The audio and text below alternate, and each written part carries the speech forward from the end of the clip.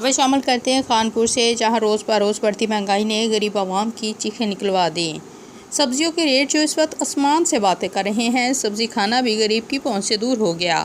मज़ीद जानते हैं खानपुर से हमारे नुमाइंदे मोहम्मद शकील अफरीदी से।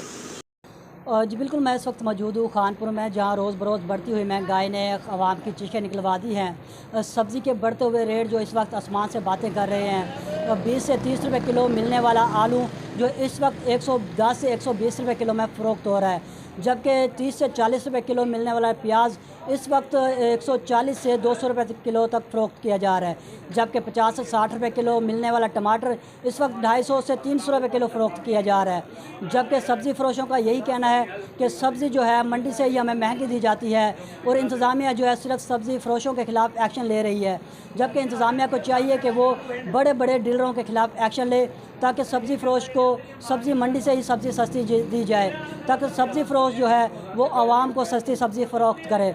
और जबकि मार्केट कमेटी की तरफ से जो रेट लिस्ट दी गई है उससे 3 गुना और ज़्यादा कीमत पे सब्ज़ी मंडी से जो है सब्ज़ी मिल रही है, तो कीमत ख़रीद से हम कैसे सस्ती सब्ज़ी फ़रोख्त करें। दुकानदार इस वक्त खुद भी शदीद परेशान है, जबकि दुकानदारों ने इंतज़ामिया से पुरज़ोर गुजारिश की है कि बड़े बड़े डीलरों के ख़िलाफ़ कार्रवाई की जाए और सब्ज़ी फ़रोशों को भी सब्ज़ी सस्ती दी जाए, ताकि सब्ज़ी फ़रोश आवाम को रिलीफ दे सके। जी।